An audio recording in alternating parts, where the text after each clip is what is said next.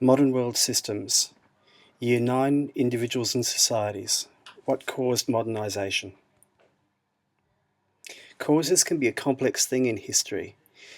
For example, when we talk about the fall of Rome, you can identify 9 different causes for the fall of Rome, from simple ones like the empire getting too big to crazy ones like lead poisoning causing brain damage in the water pipes. There are in history something called prime movers, or those things which might, get civilization moving or changing things.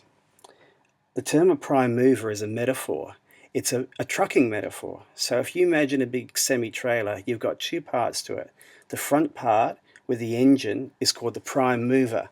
The rest of the truck is the rest of the truck. And the prime mover kind of pulls the rest of the truck or society along, if you want to say it like that. So, in world history, particularly what we're looking at now, there's 3 prime movers or 3 big trucks. One's called transport and communication, one's economics, and one's population. Now, the transport and communication is an argument that increased rates of transportation mean a new world system emerged. For economics, it's about a different way of meeting needs of people inside continents. And for population, it's the increase in number of populations, mean people have to go global to find places to live and ways to make do. So, when we talk about transport, there were some big revolutions that occurred. Before modern times, most individuals moved no more than about 10 kilometres. In fact, in many societies, they weren't allowed to move more than 10 kilometres. Increased transport allowed people to move further and also produce to move further. This meant people could move into cities. Cities are often associated with modernisation because people are together and they share ideas from around the globe. So transportation to cities made that possible. And even transportation made cities possible. If you could get food to a city, then more people could stay there. This movement really happened with the rise of trains. When trains came along, you could get produce from the countryside into the cities. Transport was initially revolutionized by boats, however. If you remember back to Christopher Columbus, he had a unique kind of ship called a caravel. A caravel could move much further and faster than before. So it modernized the world by taking ideas and moving them from one part of the globe to the other, and also taking produce like spices, things like tobacco, things like tomatoes, and taking these ideas and moving them around the place. This even got better when we had steamships. When steamboats came along, we could actually trade even quicker and move produce much faster between one place or another, and even people. When people started to move, ideas really started to become modern.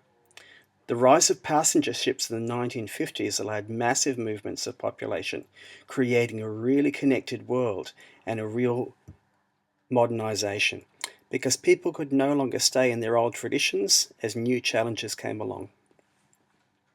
Communication is another one of those prime movers.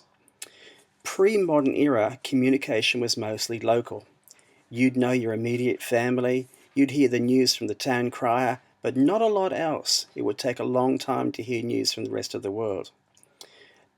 Communication was first linked to the transport revolutions. So, as traders came back, like Marco Polo with new ideas, they had new things to share. This happened during the Renaissance, and the Renaissance was a time when lots of ideas were going, because people were traveling and bringing back these new ideas. The next big hit in terms of communication came with what we call the printing press. Now, before ideas were spread by writing books out by hand, with Gutenberg's printing press in the Renaissance, it meant that ideas could go much faster, and therefore the world became even more modern. So communication was really efficient during there. Telecommunications got even faster with the advent of electricity, starting with telegraphs, allowing messages to move quickly, to telephones, to our modern telecommunications revolutions. Television radio also increased modernization with the spread of ideas and also fashion at an ever-increasing rate.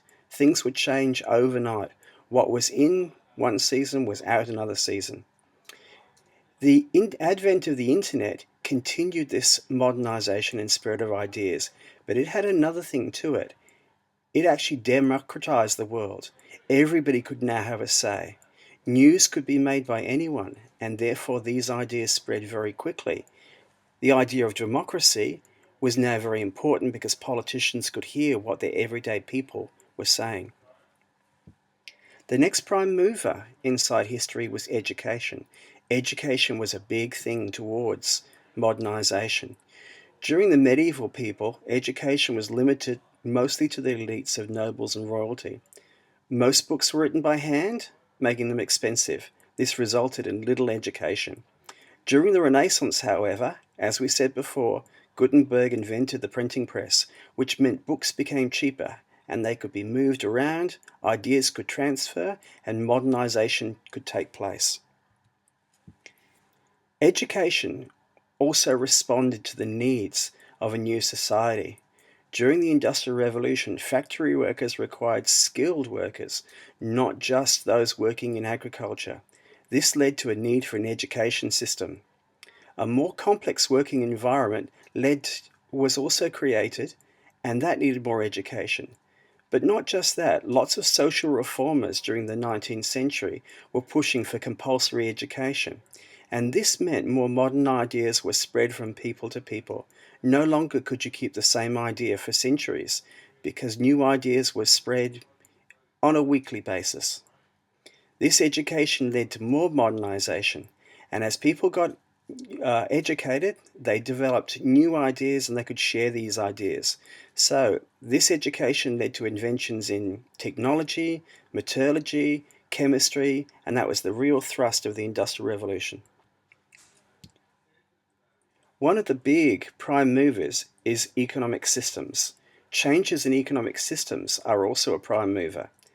An economic system is basically a way that people get their needs met. It takes resources and matches them to people. In primitive societies, what happened was needs were met by what they could produce. You could grow something, you could hunt it, you could eat it. That's called subsistence. Nothing was left over. Later, when they developed some better technologies, they were able to have a little bit to spare and they would trade. It would begin with barter. Jimmy would have some apples and he would swap them for a chicken. At the same time, tribute systems started to be developed. One country may go into another country and demand taxes, and this was another way that these economic systems moved. As the systems changed, so did modernization. In the feudal system, everything was depending on the land. What happened was a person was granted a piece of land and they would work the piece of land for protection from the Lord above. And in return, they would need to give some food to the Lord above. Now, this would be a pre-modern system. Okay, it meant that the peasants were locked onto one piece of land and that they were locked into this system of loyalty. So the peasants would give food and services to the knights, and the land would be given from the knights to the peasants in return. Okay, this worked right the way up into the kings. During the Industrial Revolution, people gained their basic needs not by loyalty to those above them, but for working for wages. Factory owners paid wages to get people to work inside the factories, and they were trying to make a profit, money for themselves. This new economic system was called capitalism, and it would push innovation as the owners looked for more ways to make profit and more ways to be efficient.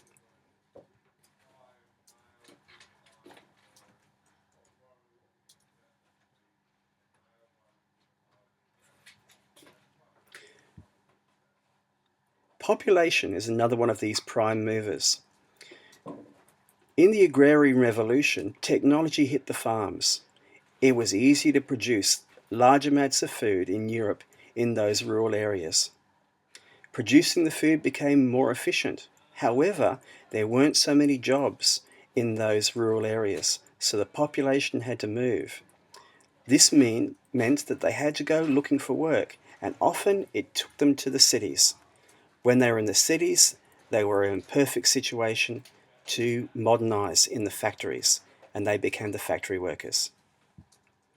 As population became larger, there was overcrowding in cities. This meant crime and a need for a place to put prisoners. Hence, countries often expanded, creating new colonies. So after the agricultural revolution, population started to really boom, in fact doubling from the medieval period.